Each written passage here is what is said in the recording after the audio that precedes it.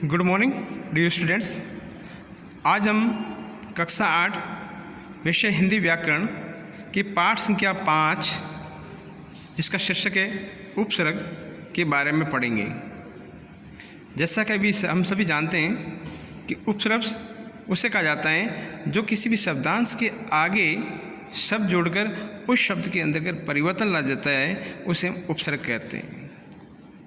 उपसर्ग शब्दों में परिवर्तन लाने का कार्य करता है, तो इसी आधार पर हम उपसर्ग की परिभाषा कह सकते हैं कि जो शब्दांश शब्दों के आरंभ में जुड़कर उनके अर्थ में परिवर्तन या विशेषता ला देते हैं, उन्हें उपसर्ग कहते हैं। तो ये उपसर्ग की परिभाषा थी। जैसे एग्जाम्पल के तौर पर हम कह सकते हैं, जैसे हमारे सामने हमने कहा कि एक बल शब्द है, उसके आगे एक सश यदि उपसर्ग लगा दिया जाए और इन तीनों को जोड़ा जाए तो सबल बन जाता है, यानी दूसरा एक अन्य अर्थ निकल जाता है। शक प्लस बल, बल के साथ ये सब उपसर्ग जलाया जाए सबल बन जाता है। इसी प्रकार दूसरा उदाहरण हम देखते हैं, यदि सु उपसर्ग को किसी पुत्र शब्द के साथ जोड़ा जाए तो सुपुत्र बन जाता है, यानी अच्छा पुत्र। पुत्र कैसा है? अच्छा पुत्र, यानी इसके अंतर्गत सु उपसर्ग लगाए और लगने के उपरांत देखिए इसके अंदर परिवर्तन आया है, तो इसीलिए इस प्रकार से परिवर्तन होने वाले शब्दों को हम हमेशा उपसर्ग कहते हैं। इसी प्रकार देखिए एक और उदाहरण है कि दूर प्लस बल, दूर ये अपना आप में उपसर्ग है और बल के साथ यदि जुड़ जाता है तो दुर्बल बन जाता है। बल से बलवान कहेंगे, दुल से माने जो दुबला पड़ता कहा जाए या उसके अंदर शारीरिक कमी बन जाए तो उसके दूर के शब्द के प्रयोग के साथ जुड़ जाता है तो दुर्बल बन जाता है।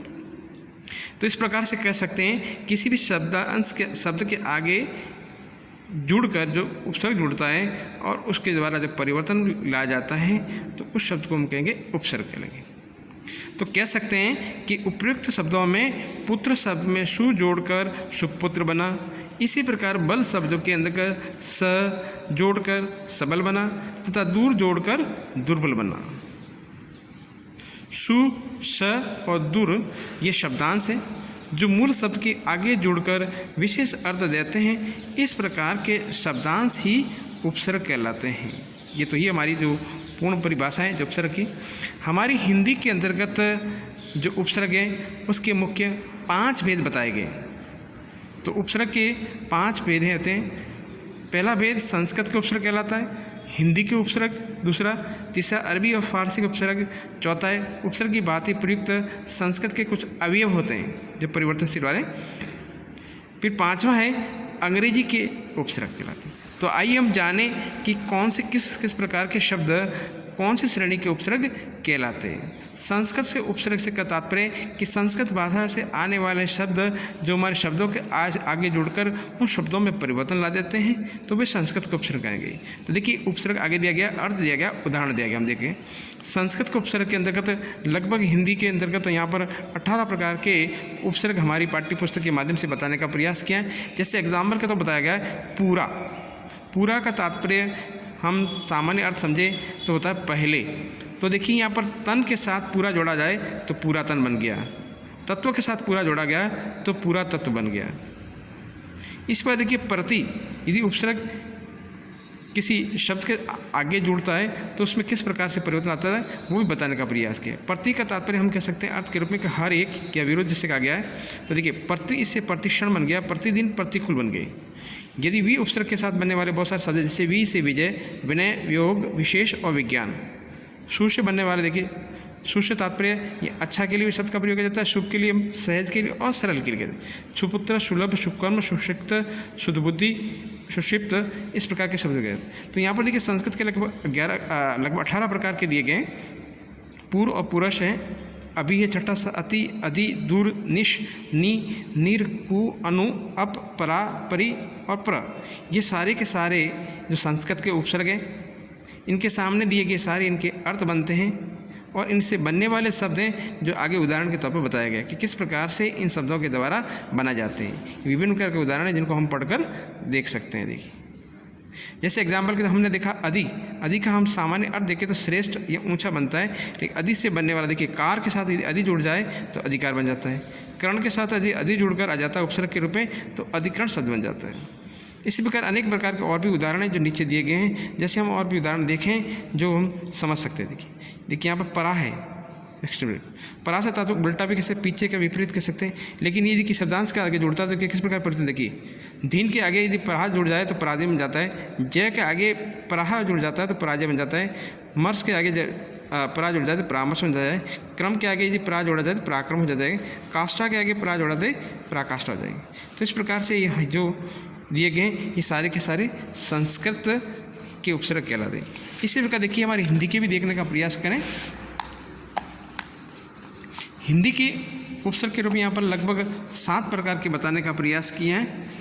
तो देखिए हिंदी के उपसर्ग देखिए उन, काकू है, अ न है, भर है, अध है, पर है और नी, ये हिंदी के उपसर्ग है जिनका अर्थ भी बताया गया कि उनका तात्पर्य कम। अब देखिए कम से तात्पर्य देखिए हम देखिए इसको जानने का प्रयास करते हैं कि 19 में उन लगा दे 19 यानी 20 में एक कम, 60 में उन डाला है 59 माना 60 में एक कम, 49 यानी 50 में एक कम। इससे प्रकार देखिए 39 हो गया।